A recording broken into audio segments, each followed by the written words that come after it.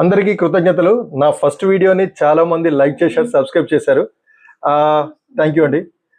ఒక business start చేయాలని అంటే not only profit and loss, not only business balance sheet. ఒక జోబులో ఒక 5 లక్షలు ఉన్నాయి, నమ్మిన వాళ్ళు ఒక 2 ఉన్నారు, మనల్ని నమ్ముకొని ఆర్డర్లు ఇస్తుంటారు, మనల్ని ఫాలో అవుతాము, వాళ్ళు చేద్దాము, ఇది చేద్దాము అని చెప్పేసేసి మీరు మార్కెట్లోకి రాకండి ప్లీజ్. బిఫోర్ పెట్టే ముందు ఆలోచించండి. నేను మీకు ఫస్ట్ వీడియోలో చెప్పినట్టు నేను ఇప్పుడు ఏదో 4 బ్రాంచ్లు ఓపెన్ చేశాను, 2 టిఫిన్ సెంటర్లు ఓపెన్ చేశాను, 100 మందితోటి ప్రత్యక్షంగా పరోక్షంగా తింటున్నారనని, నేను ఇంకా సుఖంగా ఉన్నాను, ఇప్పుడు రాయల్గా బతకొచ్చు అని అనుకోవడం మాత్రం చాలా రాంగ్.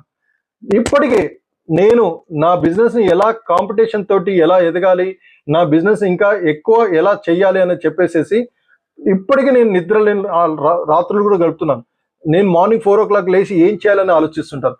అలా చేస్తూ నేను ఒక ఏవి క్యాటరర్స్ని ఒక ట్రెండ్ లాగా సెట్ చేసి పెడితే ఎవరో వచ్చేసేసి ఏదో వచ్చేసి ఒక రాబందులాగా వచ్చేసేసి నా ఏవి క్యాటరర్స్ అండ్ ఈవెంట్స్ ఏవి సంథింగ్ ఏదేదో పేర్లు పెట్టేసుకొని ఏవి క్యాటరర్స్ మీద.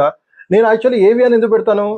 నేను ఆర్యవేశ అండి. నేను ఏవి అంటే ఆర్యవేశ, అండ్ మా పిల్లల పేర్లు వచ్చి అభినవ్, విఖ్యాత్ సాయి, ఏవి. అలా నేను ఒక మిక్సప్ అయ్యి ఒక కాంపిటీషన్గా మార్కెట్లోకి రావాలని, నా ఆర్యవేశ వాళ్ళతోటి దీవెనలు ఉండాలని చెప్పేసి నేను ఏవి క్యాటరర్స్ అని పెట్టుకుంటే నా పేరుని కాపీ చేసుకొని మీరు మార్కెట్లోకి వచ్చేస్తే కస్టమర్స్ మీకు ఇస్తారనుకుంటున్నారా? It's very wrong. Actually it's very wrong step. Okay, your wish.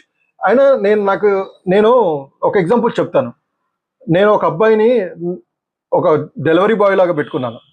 వాడికి చదువు బాగుంది, తెలివి బాగుంది, అన్ని బాగున్నాయి అని చెప్పేసి శ్రీధర్ పార్ట్ 2 ఎలా ఉంటాడో అలా తయారు చేశాను.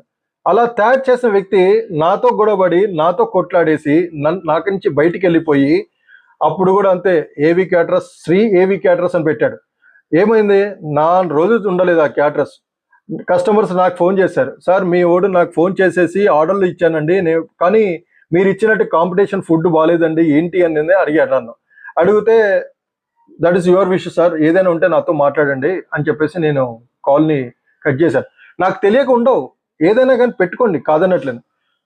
అందరు బాగుండాలని సైలెంట్గా ఉండాను, అందరు మంచిగా ఉండాలని హ్యాపీగా ఫీల్ అయ్యే వ్యక్తిని నేను మీతో కాంపిటీషన్గా ఉంటాను, కానీ నేను మిమ్మల్ని మోసం చేయాలి, మిమ్మల్ని తొక్కాలని ఎప్పుడు శ్రీధర్ ఆలోచించాడు. నేను ఒక ఎగ్జాంపుల్ చెప్తాను. నేను ఎప్పుడో చదువుకునే రోజుల్లో బిజినెస్ పెట్టాలనుకునేవాడిని, కానీ నేను ఏం చేశాను అనేది నెక్స్ట్ వీడియో చెప్తాను. Please watch next video. Thank you. Sign off, Sridhar.